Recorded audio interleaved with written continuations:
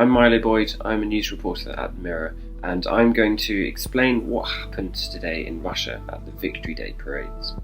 Across Russia this morning, millions of ordinary people have taken to the streets for one of the biggest events in the country's calendar.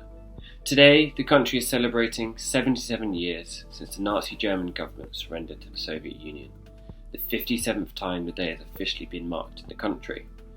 What's different this time around is that Russia is currently in the midst of another war with Ukraine and is using a historical moment struck through with significance and pride for the average Russian to boost its current invasion efforts and morale.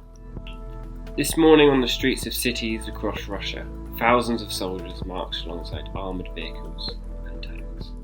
Members of the public cheered in support from the sidelines. Children got involved in the action by dressing up in fighter jet and tank costumes.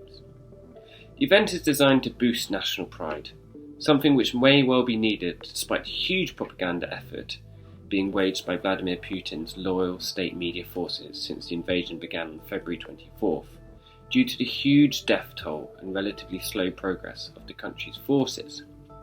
Around 25,000 Russians are thought to have died during the war so far.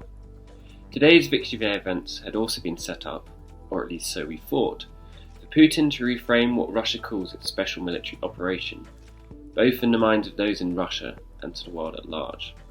In fact, the dictator did not give an indication that the war strategy had shifted, or that he was going to declare a broad mobilization of his forces, as some in Ukraine and the West had thought that he might.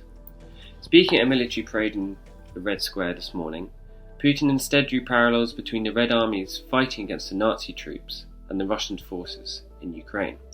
He again scolded the West for failing to heed Russia's demands for security guarantees and a rollback to NATO's expansion, arguing it left Moscow no other choice but to attack Ukraine. In a sense, the lack of a change of direction in terms of war strategy was a surprise, given that it had been so widely trailered. What wasn't was a slightly reduced level of military firepower on display during the parades this morning.